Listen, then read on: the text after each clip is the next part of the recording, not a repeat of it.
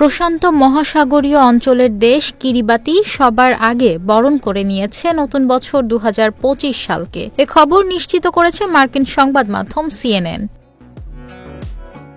জানা যায়, মঙ্গলবার ৩১ ডিসেম্বর বাংলাদেশ সময় বিকেল ৪টায় ২০২৫ সালকে প্রথম স্বাগত জানিয়েছে কিরিবাতি। ইংরেজি নববর্ষকে স্বাগত জানানো বিশ্বের প্রথম এদেশ যুক্তরাজ্য থেকে ১৪ ঘণ্টা এগিয়ে।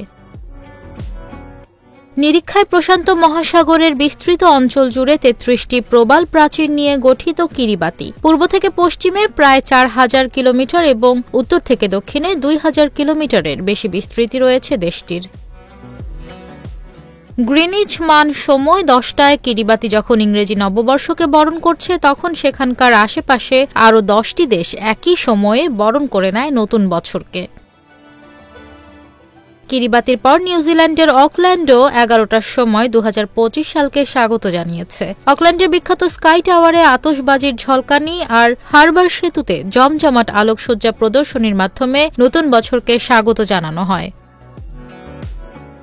একই সাথে প্রশান্ত মহাসাগরীয় দ্বীপ টোঙ্গা ও সামোয়াও স্বাগত জানায় ২০২৫ সালকে। প্রসঙ্গত, ভৌগোলিক কারণে কিছু দেশ সবার শেষে নতুন বছরকে স্বাগত জানাবে। আন্তর্জাতিক সময় গ্রিনিচ মান অনুযায়ী বাংলাদেশ সময় বুধবার ১ জানুয়ারি দুপুর ১২টায় প্রায় জনমানবহীন মার্কিন অঞ্চল হাওয়াই দ্বীপপুঞ্জের হাওল্যান্ড ও বেকার দ্বীপে ২০২৫ সালের আগমন হয়েছে সবার শেষে।